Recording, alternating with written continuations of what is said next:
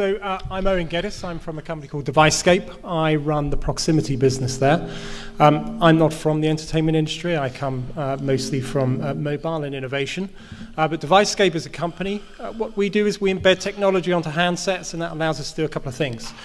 The first thing it allows us to do is engage consumers whenever they go into a location. So, for example, engaging a consumer when they go into a cinema. An engagement meaning a lock screen notification, which could be talking about a cinema trailer, for example, movie trailer or ticket sales.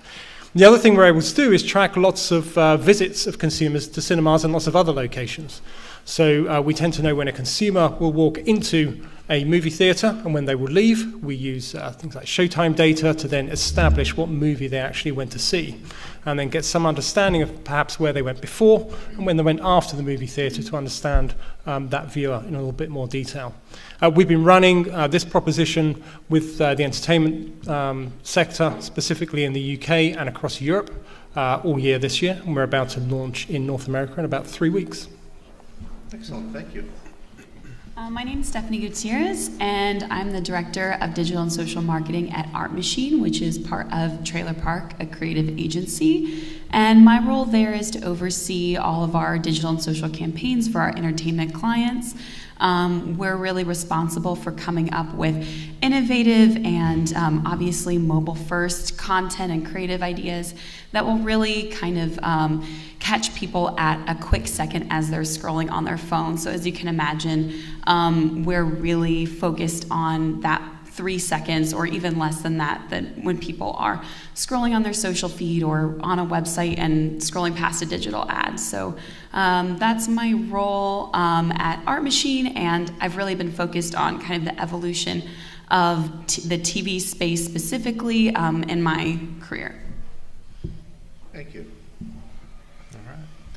My name's Eric Brownstein. I'm one of the partners and the chief strategy officer at a company called Shareability. We're a churn and back company. We create video for social, primarily Facebook. We like to say that we create ads that people actually want to watch.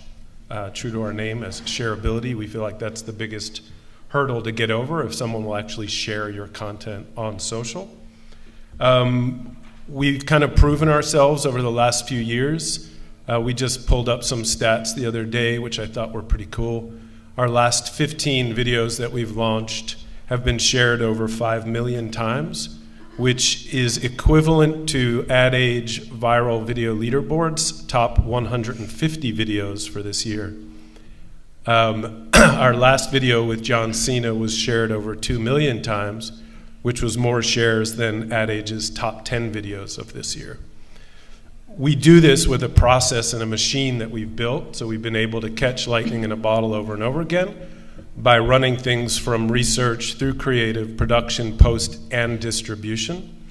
And it's also allowed us to focus on things that we really care about, cause-based content in particular. Last year, we created and distributed what ended up being the most successful cause-based piece of branded content ever online, close to 400 million views and 13 million shares. So this is the stuff that gets me going, is creating content that has real impact that people actually want. What was that, the 400 million views? It was called I Sued the School System. It was an African-American guy named Prince E, who basically is in a courtroom setting, putting school on trial. It's a 5-minute long video, and was translated into about 36 different languages. Excellent. There are a number of interesting questions about that, aren't there? Yeah. Very good, okay. Kimberly Smith, Kimberly. hi. Good morning. I work at Foursquare. Foursquare is a preeminent location partner in the world. You may be familiar with Foursquare. I'm sure some of you may even have been a mayor at your local yogurt shop at some point. You probably don't even recognize that you're leveraging, I'm scared of this mic here, leveraging Foursquare's location intelligence. Since this is a small group, we can get a little interactive here. So how many of you have Uber on your phone? Okay, that just answered it right there. So there's Uber, there's Twitter, there's, if you have a Samsung device, there's Pinterest and Snapchat. If you're utilizing any of these applications, you're touching Foursquare's location intelligence in some capacity. So it's pretty powerful, and what we're doing, our mission is to basically connect the digital and the physical worlds. So we work with a number of partners in varying degrees of capacities, and working with consumers, app developers, advertisers, enterprise solutions. And what we do is we create location-enabled solutions to then power or help these partners really understand how people move about the world. So I specifically work on the brand partnership team. We work with Ad Age 100 and Fortune 500 companies. Pretty excited about what we're able to do with them from a media perspective, whether it be, I'm loud enough, whether it be strategy, activation, and measurement of their media. So it's a pretty exciting time right now. Great, excellent. Okay, so let's start with a very good general question, which definitions are always interesting in this space. And I'm going to ask it in two ways. What is mobile first? And is it a hyper cliche, or is it, can you present it in a light that is less hyped and cliched, since that phrase has been used ad nauseum, I think it's safe to say. So first of all, what does it mean to you? And second of all, is it real? Is it authentic? Or is it kind of a hype phrase? Mobile first. I think it's fair to say it's definitely a hype phrase, but there's a lot of reality that it's grounded in. I think consumers today use one device and one device only to do the vast majority of their interaction with the outside world, whether that's consuming content and whether that's communicating with people, and whether that's when they're mobile or whether they're sat on the sofa at home. And I think, broadly speaking, that's what mobile first absolutely means. And to the entertainment industry, that is absolutely the window that you have got for consumers to educate them as to what titles are coming up or what locations they should be visiting to see content. And I would just kind of jump on that and say it's so important to have mobile first content, but at the same time I think it's even more important to know what type of content your audience is consuming on what platforms. Like, for example, is your audience going to switch to a larger device like a TV or a tablet if they're going to consume something long form? So I think thinking mobile first, but also thinking about the types of content that work best mobile first is important when thinking about your audience and your demographics. I'm just thrilled it's not the year of mobile anymore. If it's mobile first, I'll take it. Well done, well done. So your cliche outdoes my cliche. That's right. Good for you. Right on. That's funny. Eric? I mean, we look at mobile through the lens of content, and it's wherever people are, they're always snacking. I'm always interested in the stat of that 83% of people are watching content with no sound on their phones. So everything that we create, we have to keep that in mind. How is someone going to consume this if they're actually not listening to it? How geographically is all of this mobile first? Because the implication is desktop dead, or desktop second. And so one, it seems to me this varies a lot. You hail from Europe. I know that's not a Texas accent. You get a general feeling when you're traveling in Europe that people are more mobily oriented than they are in the US. They tell me in Asia everybody is mobile 100% virtually. So is there a geographic difference here, mobile first in some markets versus others? I think from our perspective, we don't see very much difference at all. It's very much the same everywhere, and I think you might assume that it's different depending on effectively how prosperous a country is. That doesn't seem to be the case. Very often we see a lot of technology leapfrogging, for example. We've seen, by and large, very similar percentages of consumers hitting mobiles at very similar time and consuming at very similar amounts, actually. So we see very little variation. I mean, I would say, at least in what I'm working on, I see the most successful content being content that connects people across platforms. So obviously thinking mobile first in that a lot of people are going to see the content first there, but we want to drive people to interact further, and that may mean seeing more content on a desktop or streaming onto a TV. So I think it's thinking mobile first, but that's not the end destination. Okay. What about any comment on that topic from Laura and Kimberly and Eric? I think our panelists covered it pretty thoroughly. Observations on the role of phablet in a mobile-first content environment? Is the phablet come on, that's not a cliche yet, is it? I don't even know what a phablet is. Oh, it's so For real? 2013. Come on, Eric. You're teasing, right, Eric? A phablet? Yeah, so I'm, by the way, exposing my ignorance to it's a everybody. fat phone. Most people would say phone. it's all the 6.7s and above. Yeah, I focus on content, clearly. So do you? So Yeah. clearly, Yeah. do you? But you guys must smell whether it's coming from a tablet or coming from a phone, and do you care? I mean, do you make stuff that's better on the big No, screen? I mean, everything we do is optimized for mobile, honestly. Because Which for means us, a phone. for a phone, yeah. Okay. So that's how we think of mobile, sorry. And, we look at, for the sake of content that's shareable, we look at Facebook first these days. So Facebook and phones are our priority, meaning people are out and about and they're scrolling and it's got to look good in this little screen. And if it shows up everywhere else, great. But we kind of pick our bullseye of how does this content need to look. As long as you're leaning forward at this minute, let me ask you a question that my mind went to when you introduced yourself. 400 million views, that's a lot of content for I student my school, which by the way seems like a great topic. Do you guys have any point of view on duplicates, reviews? I mean, we're not talking about 400 people, 400 million unique individuals, right? I mean, right. It's a lot, but it's not 400 million, yeah. Any guesstimate? You think it's 200 million unique people?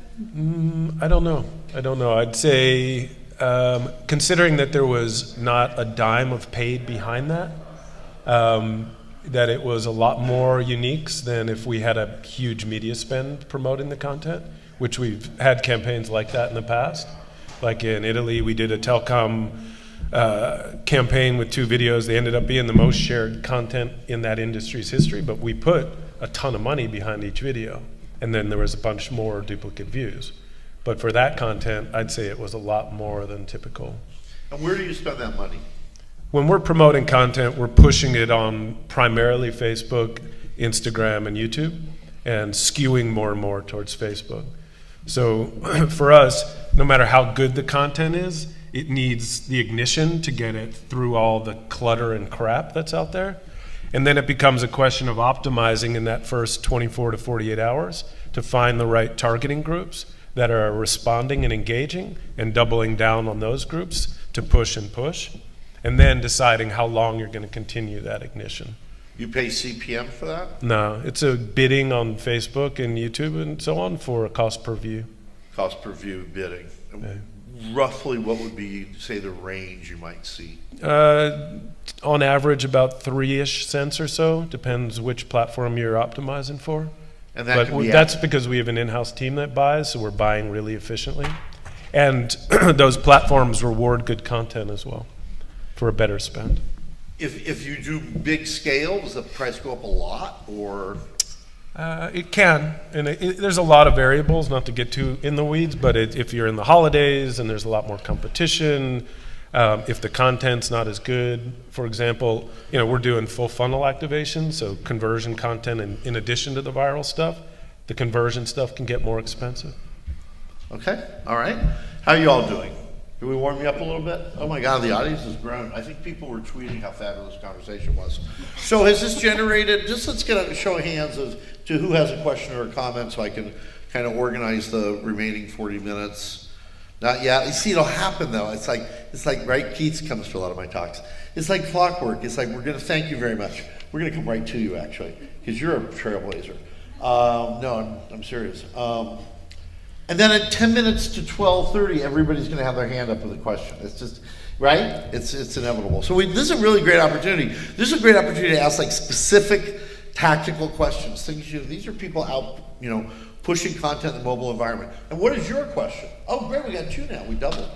Try to stand and try to Where, do you see a microphone? I don't see a mic, but I can yell. Yeah, you sound good. We can hear you. So I'm a content creator, and so I'm interested in, you were talking about strategies for the small screen versus something that looks good on the big screen. And I was wondering if you could give me some of your top 3 best practices for creating something that's going to look really good on a small screen that may not work for a big screen. I can jump in, I guess. I mean, I'm not on the production side of our company, but we always talk about things, like I said, of having text running because people are watching it without the sound. So that's really important. You know, we always customize the content for the platform. So with Facebook, for example, you're going to wrap a meme box around it or something like that. And I'd say that's 2. If I think of the third one, I'll let you know. Would you do anything different by platform? Snapchat, Instagram versus Facebook? Yeah, I can jump in. Great. Well, just kind of going back to your question in terms of best practices, typically, I mean, because we do see content from, the production point to export and delivery on specific platforms. Something that we take into consideration is always shooting in really high res, but picking out specific moments that work for a smaller screen. So thinking about when you have a really clear point of focus, specifically if you have, I'm just assuming that it's content with talent. So if you have talent very close and very clear, easy to see, quotable moments, something that you can absorb really quickly. We really do only have, I'm sure everybody's heard this a million times, but 3 seconds to grab someone's attention. So if there's not a laugh or a cry in those first 3 seconds, you probably lost someone. So those are kind of the things that I look for when looking at a longer form piece of content and thinking, how are we going to extract bits and pieces of this to make it work for social? And also specifically for Instagram, thinking about things that are really visually compelling. So for example, it might be a cinematograph, which actually perform better than video at times because it captures people's eye to see that something's moving and something else is not. Or just something really beautiful because that platform doesn't really tolerate content that is low resolution or isn't as nice looking, even if maybe talent is involved. And then Snapchat, talent first. Talent creators looking at the camera, saying something to the audience is the most authentic for that platform.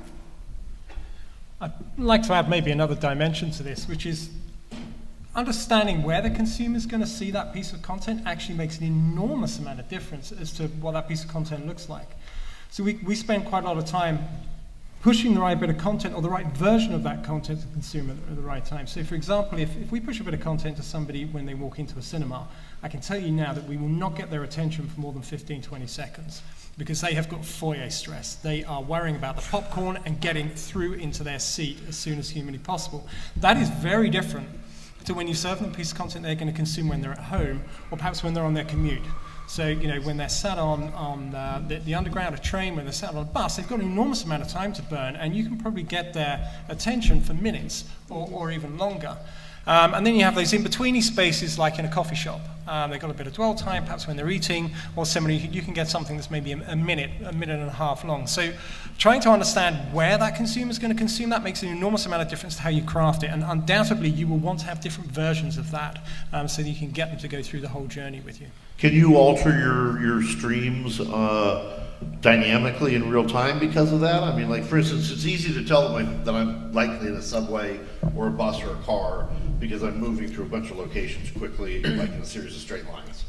Computer do that in a heartbeat, right? Waze figures it out. Do you push content based on that feedback? Absolutely, 100%. So In real time. we'll set up different calls to action and different content depending on where that consumer is. Yeah. By the way, we're going to work on this today. Would that qualify as machine learning or artificial intelligence? Okay, it's back to you. I want to mention. I'm absolutely going to say that's machine learning and artificial intelligence. intelligence. Would you call that machine learning? To a degree, although I think to be fair, at this point with our business, there's probably a little bit more, sticky tape on the back end involved, but it's evolving to become machine learning and artificial intelligence. Yes, I'd actually agree. I don't think we're at a place now where it's machine learning. I don't think we're iterating in real time. It's to your point earlier, it's sticky, and there are decision trees that are, created in the background of your marketing strategy of if we're taking location into consideration here, if in X location or with this weather, serve Y ad. If not this, then that. And it's pretty sophisticated, but it's certainly not at a stage where it's automated by any AI terms. Eric, you did this. You mentioned secret sauce in a machine or a black box. You didn't use the phrase black box. That's okay, another cliche. Tell us what you can tell us about your secret sauce machine. I like the secret sauce machine. We call it, or the latest thing is a performance-driven marketing engine. The idea is to drive performance and drive action and get people to do stuff. So our machine or our engine is fueled by content, data, and tech. And as I mentioned, it goes from one end, which is the research side, understanding what's going on online, what's going on in that brand's universe. That informs all our creative, production, the post, and the distribution. So the engine is getting 150 little things all right and lined up to make it so that the magic happens. So it's this art and science kind of approach. It's not really a secret at the end of the day. It's just knowing what all those little steps are to make something that people actually want. We do a lot of testing. We've got some unique models around, a creative brain trust that we've modeled after Pixar, but it's voting, right? Is this a shareable piece of content versus a good piece of content? People always say, oh, that would make a great commercial, but no, we don't give a shit. No one's going to share it.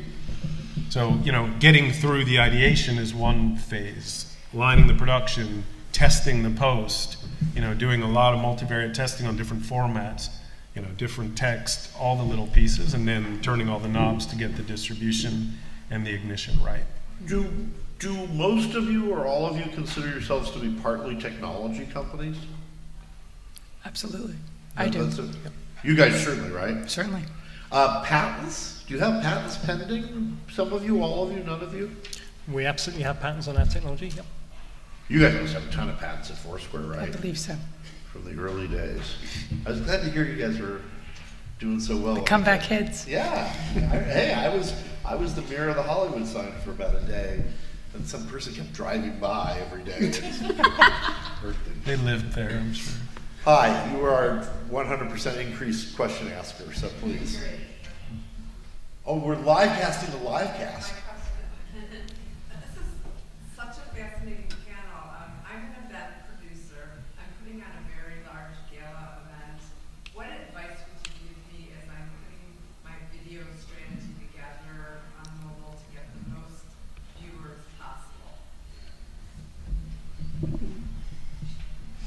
Great use of the panel.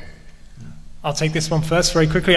From our perspective, the one thing that we would advise when an event is, or the thing we would do as an organization is drive that piece of content onto the lock screen of every single person's phone as they walk in the front door, and make sure that there's a very, very compelling call to action on the front that's very quick to read and quick to understand. We will, at events, we'll very often see click-through rates of anything from 15 to 25% for a piece of compelling content, so you can get quite a lot of exposure very quickly. And this uses geofencing, right, to make it happen? We actually use Wi-Fi detection, so we've been busy crowdsourcing the world's Wi-Fi, and we'll use the presence of a Wi-Fi network in that particular venue to know that somebody's walked over the threshold. So relatively easy for our event coordinator to do. Absolutely.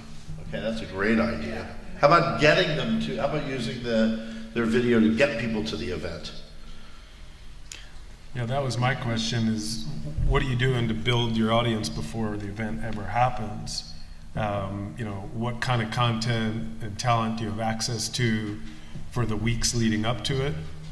What is the sort of audience growth strategy before you're doing anything at the actual event?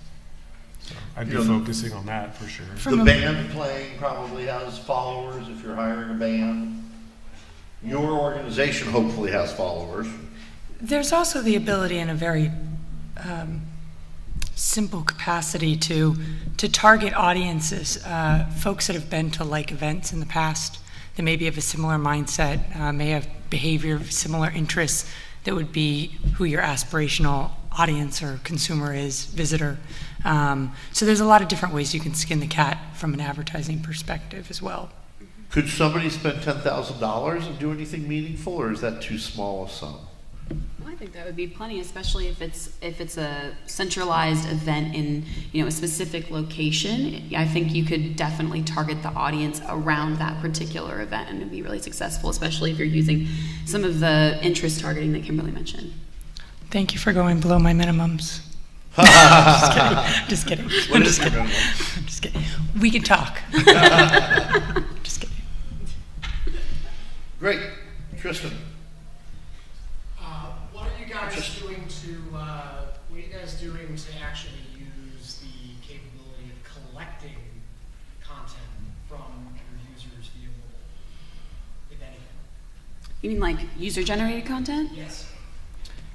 So for us, I can quickly, we've got a number of partnerships. So from a consumer-facing standpoint, if you're familiar with Foursquare, you may also be familiar with Swarm, consumer-facing applications. The difference between the two, very quickly, Foursquare is your recommendation and tip engine, whereas Swarm is where you're able to live blog. This is where you're checking in, you're able to identify where you've gone, and I was just talking about this with my fellow panelists earlier. It's nice when you travel quite frequently to be able to look back and say, hey, oh yeah, what was that Peruvian restaurant I went to the other day?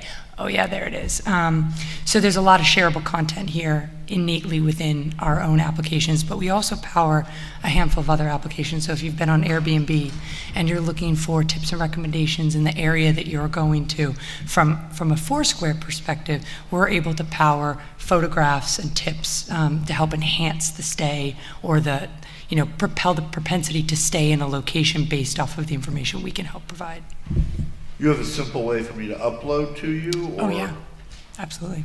I mean, I recommend everyone download today, and yeah, just simple access of your camera or entering into a tip. For us, we've done it in a lot of different ways depending on the campaign and the client. Like, for example, I don't know if any of you are familiar with the Showtime show Penny Dreadful, but it has a particular very rabid fan base of sort of this like Victorian literature crowd, and we identified a trend that there was a lot of fans making fan art, but they were in very disparate locations, Deviant Art or Instagram, so we actually worked with the client to build a Tumblr site specifically for Penny Dreadful, specifically just to host fan art, and throughout the season of season 3, people could submit, and up until a certain date, and after which we announced winners every week and gave away props from the series. It was actually the last season. So that was a way that we worked with the client to leverage that fan really excitement that we'd already seen. But on the flip side, I've also seen that unless there's a compelling reason for fans to create content and share, or unless they're already doing that, sometimes just a one-to-one communication strategy using community management can be more effective and less time-consuming, because really fans just want to be recognized. One other quick example, just different categories. We've done a couple of videos, branded content videos for bigger brands, where we've sourced video clips from around the world to be part of that kind of hero viral video, and we've gotten a lot of good stuff from people, and they just want to be part of something cool. It's pretty I think you might have interesting. been out of the room, Tristan, when Eric introduced shareability, so you guys should talk afterwards for sure. It's relevant to the conversation we were having earlier. Okay, how else? Great, you see, it's growing. It's a tidal wave of questions. Please, loud. So I work in the European marketing function for a large film studio. We have an issue with our content where everybody is kind of banging the same drum about having to have mobile optimized creative. But essentially, a lot of the gatekeepers are filmmakers or studio execs, and they want that long, slow build of a trailer with a specific vision, and they like it in a comfy seat, played with speakers, which is great, and it is seen like that, but it's actually very hard for us to get that mobile optimized creative as standard. It's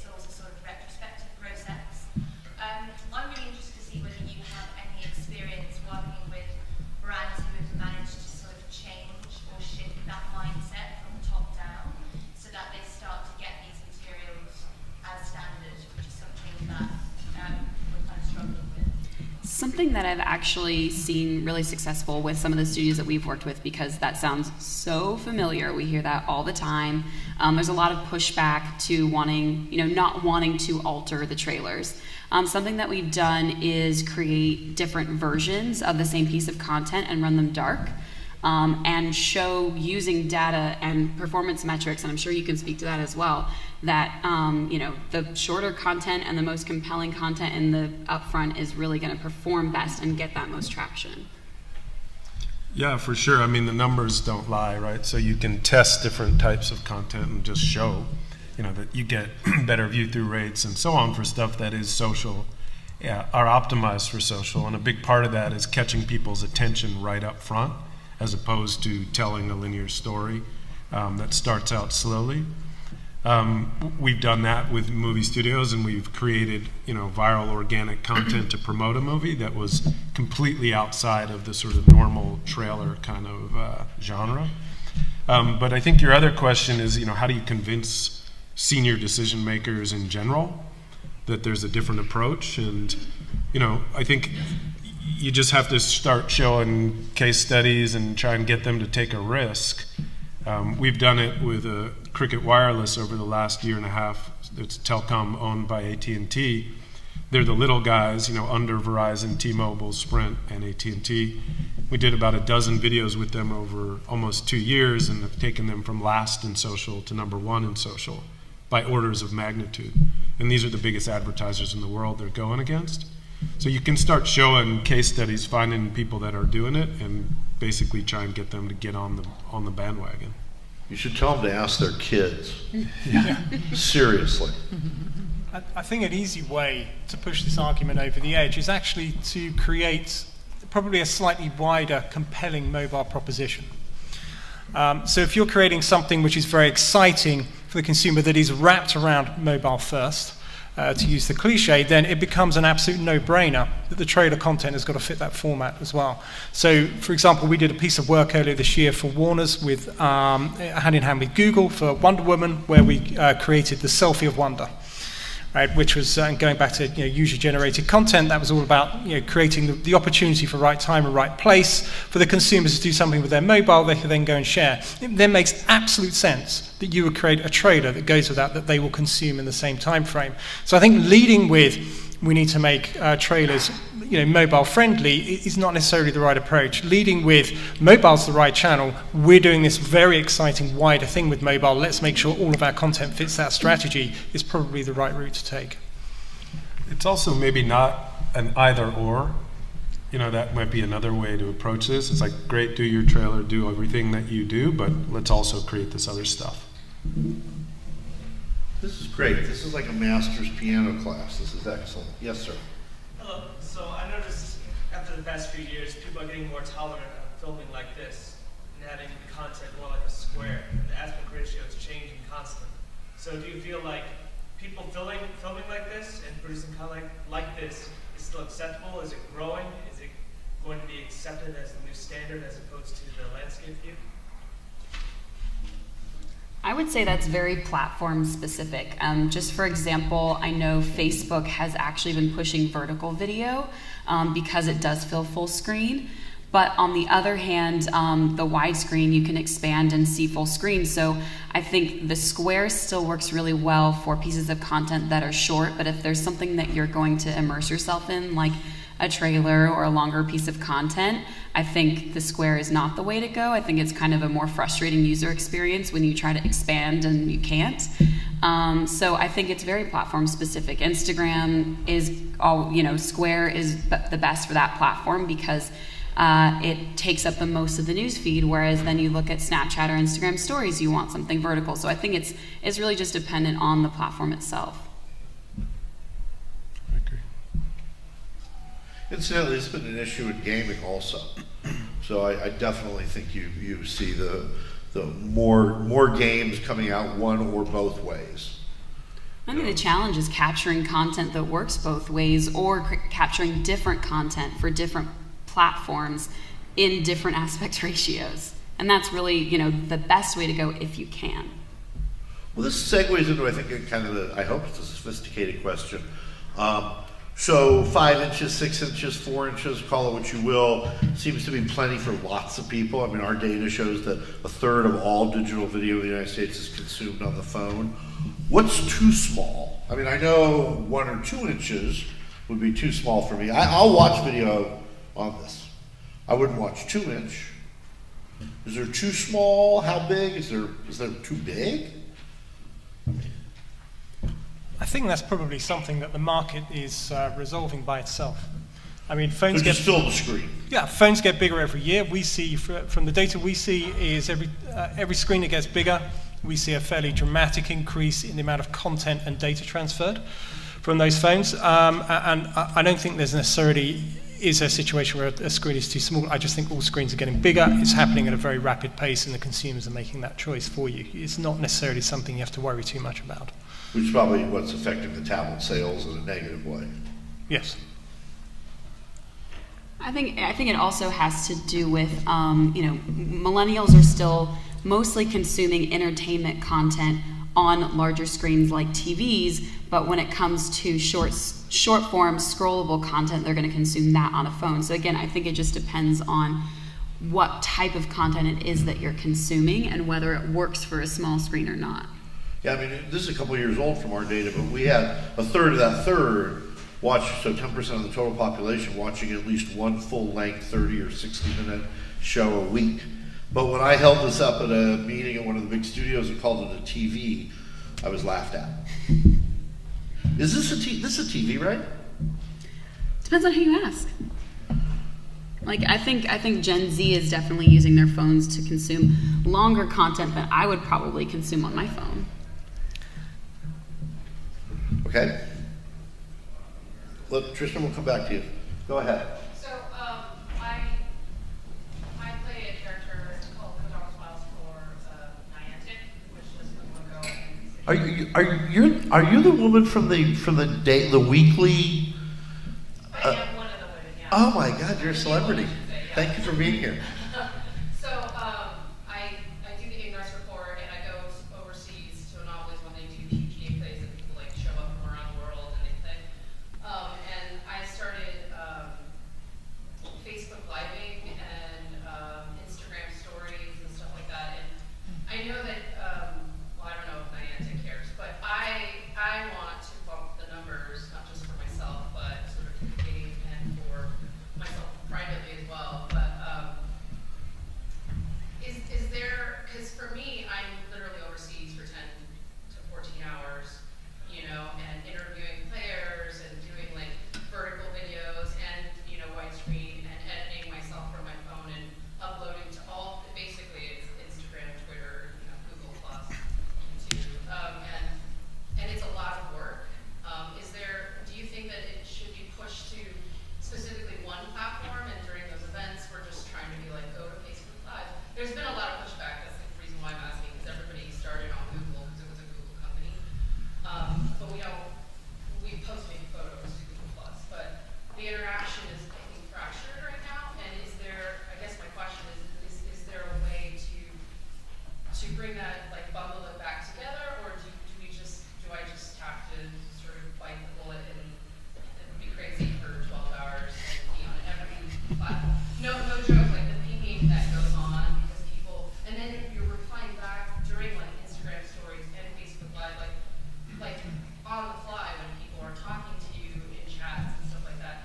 And and there's like a whole story element as well, so it's not just like me reporting in the game. It's like there's this whole like, oh, so and so, our character got killed, and what's the mystery? Like there's so many aspects of it, and I just was wondering what you guys would take in your jobs, how you would bring that all together, or not together. I guess I don't know if that question. I mean, I'm just mirroring back that it sounds like it's a little too frazzling for you.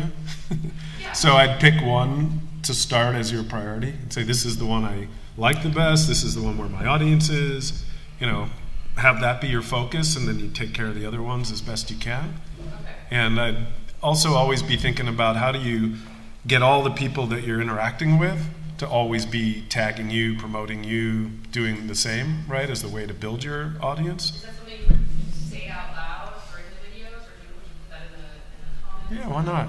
I mean, the world loves transparency, right? So you hear it all the time. My kids are watching their videos, and it's like, follow me, tag me, do whatever. They're asking for their audience's support. That's very common. I would just echo that, where is your audience and where do they prefer to interact, and then hone in on that.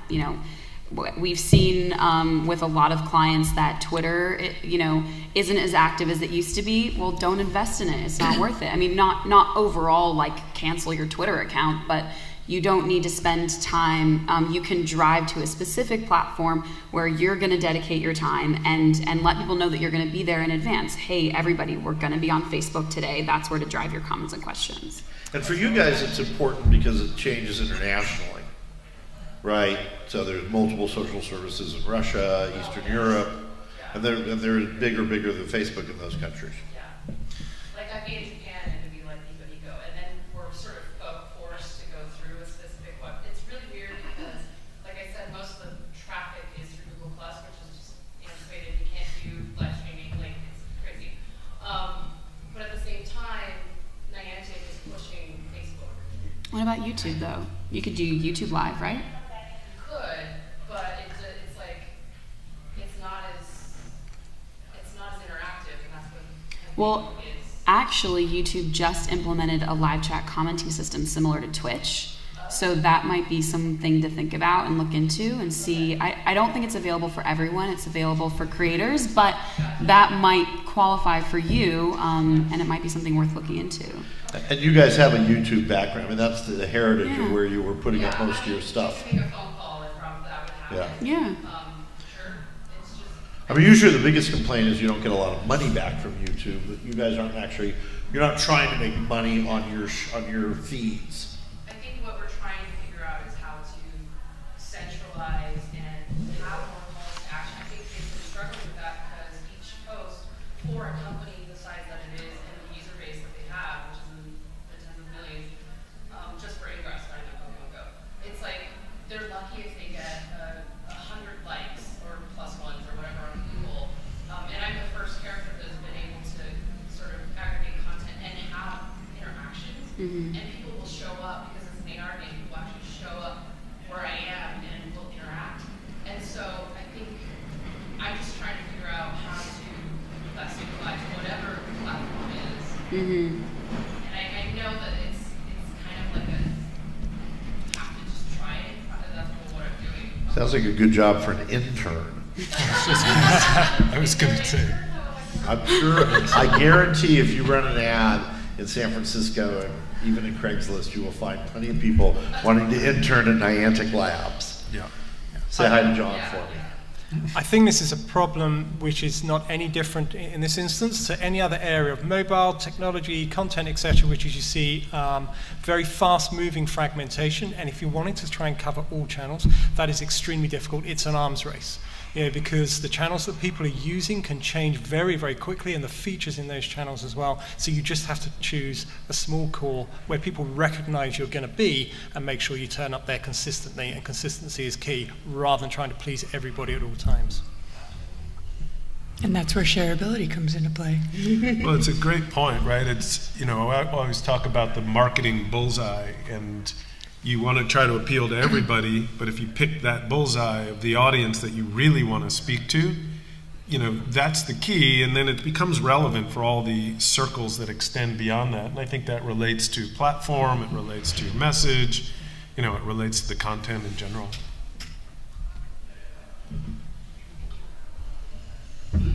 Tristan, did you still have your thought? Sure. What's, we were talking about whether or not the argument is this a TV or not. What is going to happen if, even if this isn't where everything's getting viewed, that in 5 years everything is, the data is all flowing through here, and then your television replacing your cable box and any other little box that people have been trying to put next to your television, because it's all going to be coming through 5G, through wireless, and coming through your phone. So goodbye Apple TV, goodbye Roku. What happens then? I mean, isn't that already happening? That's my life. But it isn't predominantly where people are getting their TV from. You're still getting your TV from the interface is really actually what I should be saying. What happens when the interface is now potentially your phone rather than Apple TV, PlayStation, Roku, your cable box for people who still have cable, etc. What happens then? I think one of the effects that you get is probably some of the slightly more hilarious situations we have in entertainment as a whole are some of the relationships between exhibition and distribution, for example, but a little bit wider, both commercially and technically. I think the consumer ends up bypassing some of those crazy fights that are going on everywhere for rights to what kind of screen, who gets what data, and they go choose it themselves. And the people who will survive out of that, of course, the over-the-top players who recognize that it is just the screen size that's being chosen with the mobile as the hub. So I think that's really a warning to anybody who is probably stuck a little in the past and still having those in-industry arguments, that they probably need to pull their socks up and work together as an ecosystem so that they can benefit from those changes over the next couple of years. I think the beautiful thing about that is for advertisers, the amount of data that they could get to target the right interest groups and audiences while they're watching TV. I mean, I think about Hulu, and I think there's not quite enough advertisers that are on Hulu yet to be taking advantage of all that data, but think about if you knew what someone was pinning, where someone was, and then what TV show that they watched, so much more information could be used to target that person with a specific ad that's going to appeal to them. How far down the road are we to that vision? We halfway down the road, a quarter of the way down the road?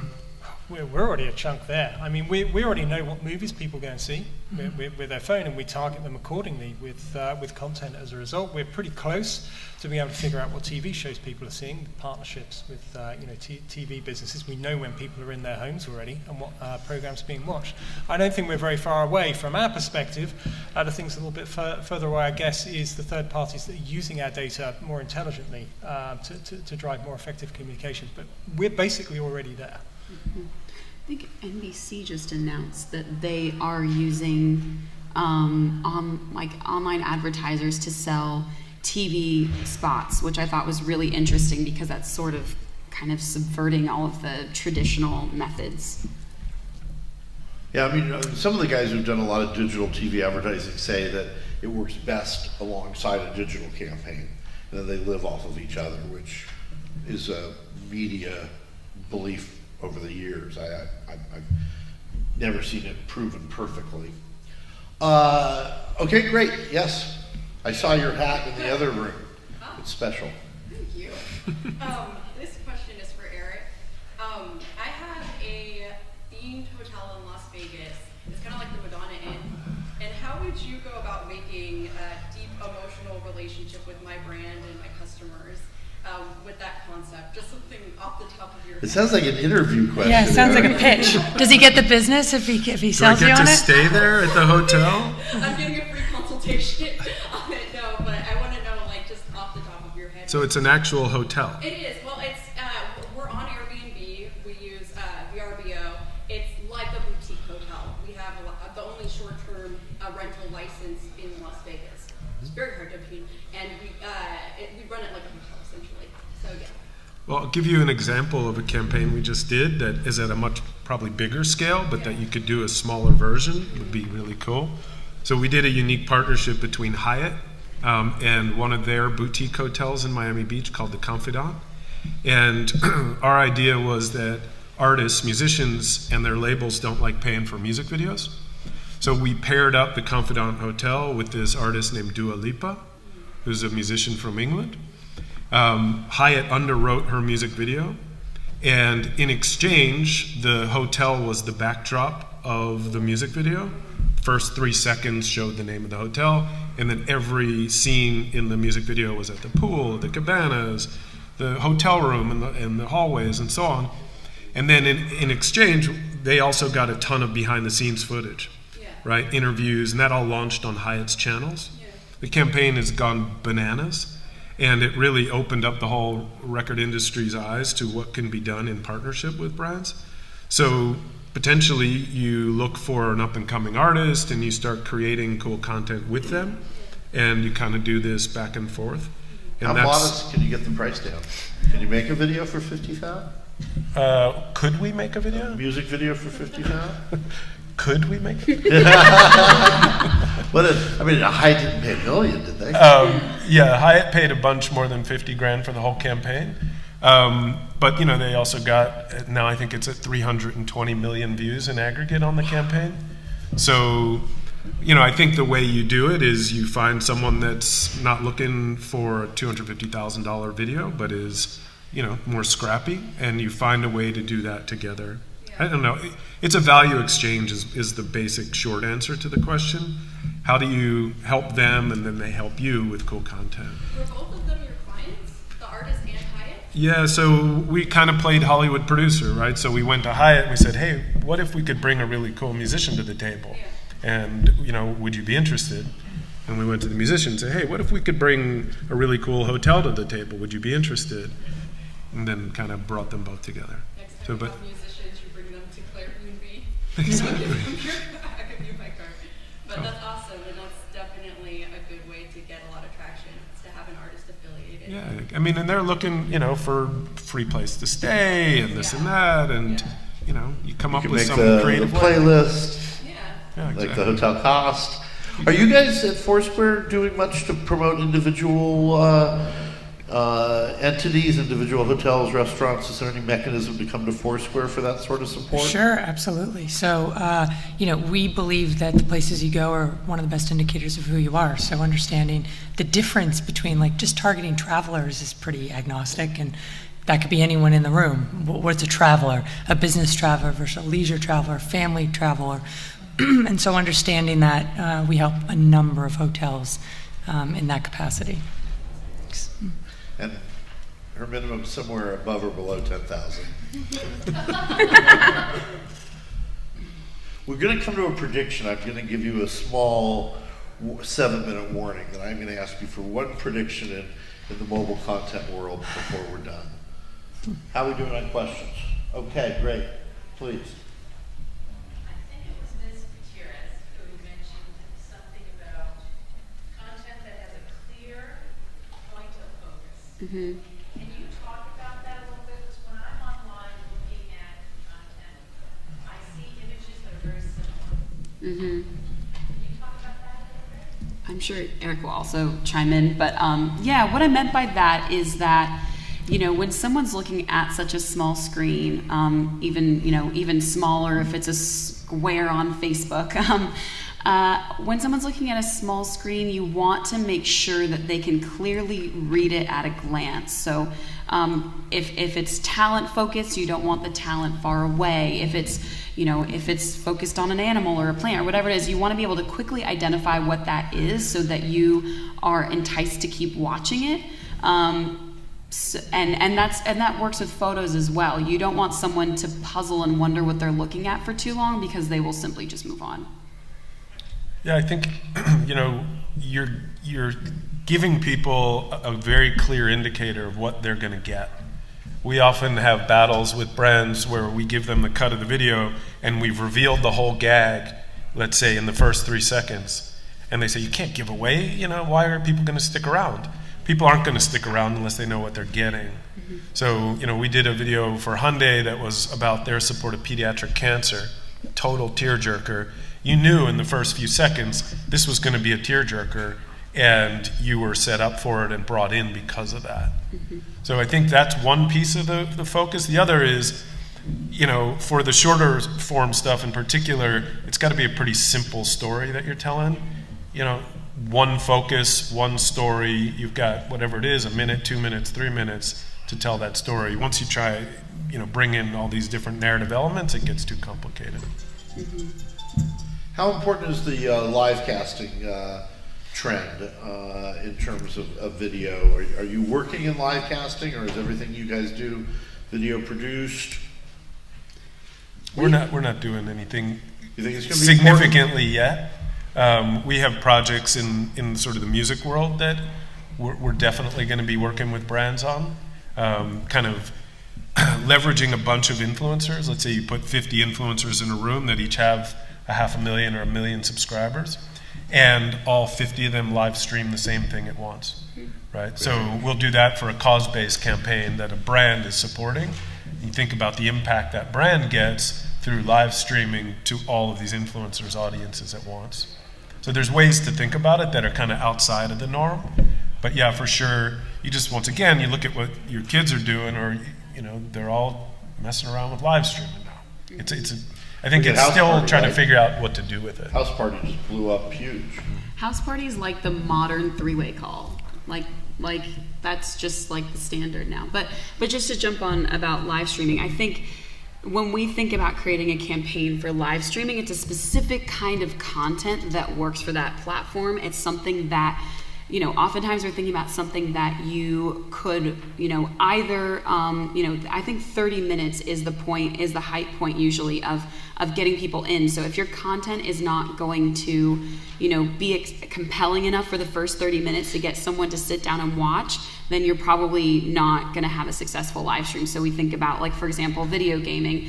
That is extremely popular because you can go for 6 hours and have something entertaining and exciting. So I think when we think about live stream, it really depends on the type of content. Right now we're working on an upcoming film with dogs, and we're going to live stream puppies. So like that, people would have open on their computer and just watch it. But it's it's like I said, it's just a specific kind of content that would work for that.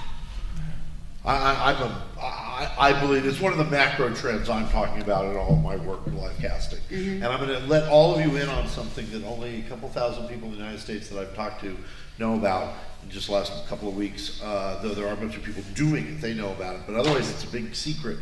Nobody knows about it. Oyster shucking, live oyster shucking. You've heard about it, haven't you, Eric, a little bit? I wish I could say I have, but I love it. Just go to Facebook and type into Facebook Live oyster shucking, and you will discover that there are thousands of people watching streams of people shucking oysters that have been bought by the consumer. They get to keep the pearl that's inside the oysters. Sometimes the pearl's crap. Most of the time it's crap. Sometimes it's less crap.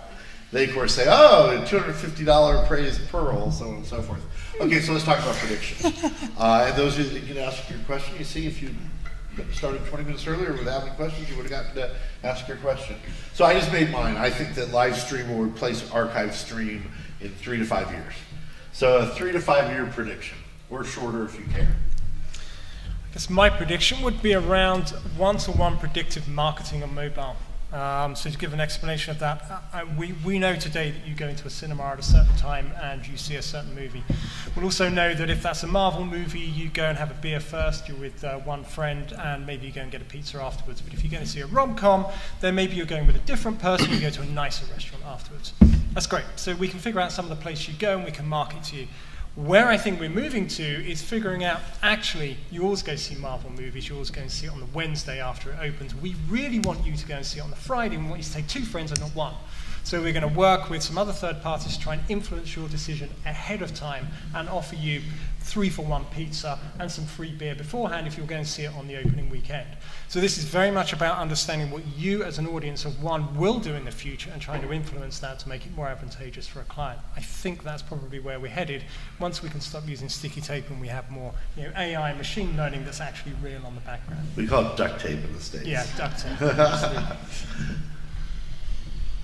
My prediction usually makes people angry. I predict that Snapchat will be dead.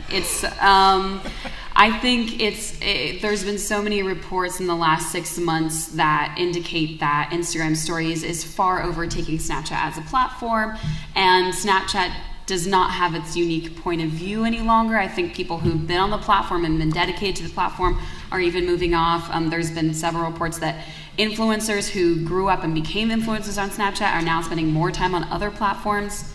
So that's my prediction. Bye-bye, Snapchat. Can you say that again for my Instagram stories?